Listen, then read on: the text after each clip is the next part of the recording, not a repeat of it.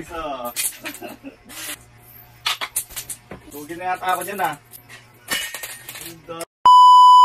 Hello guys, birthday ngayon ni Alab. So, magpapagawa ko ng barya sa kanya. Pero, hindi niya pupulutin sa lapag. Kung ano lang masasalo na niya, yun yung makukuha niyang pera. Una, gagamitin niya kamay.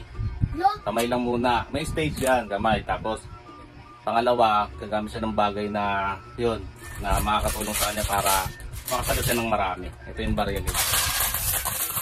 Game. Yun, pinakuha ko si Alab ng mga bagay na makakatulong sa kanya. Ito yung mga nakuha niya. Ito daw yung isa. Kasi ito yung isa. Tapos yung huli yung damit niya raw. Okay, game. Game na. Uy, ilan na yan? Piso lang. Piso. Ilan? Ano? Tres.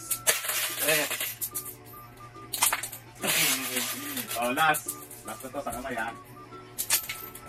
Ilan nakuha mo lahat? 2, 4, 6, 8. Game, round 2. May mangkok naman siyang hawak. Round 2. Ang galing mga alis lang to ha. Mas mahirap yata pag may mangkok eh. Ano yan? Ito pang-apat. Yung dobe. Ito pang-5. Round 3. Bakit yan ah? Tugin na yata ako dyan ah. Round 3. Ganyan lang to ah. Iso. Tumatalbog. Ilan na? Dalawa. Tatlo.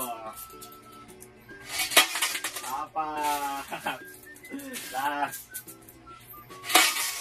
5. Last round natin yung damit naman gagamitin. Ano to ha, pa-birthday ko sa kanya to. Noon niya pa to nare-request eh, magpaagaw daw ako sa kanya ng barya eh.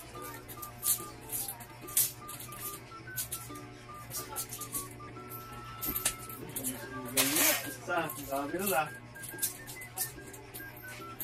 Dalawa. Tatlo. 4. Dami. Dami, 5. Dami nun ah. Bilangin namin kung nakamagkano si Alab. 2, 4, 6,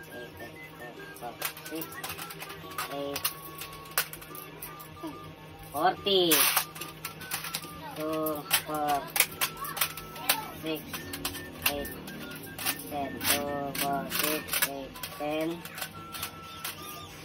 Bali naka 65 pesos si Alab. Ganun naka 65 pesos ka. Yun lang guys, thank you.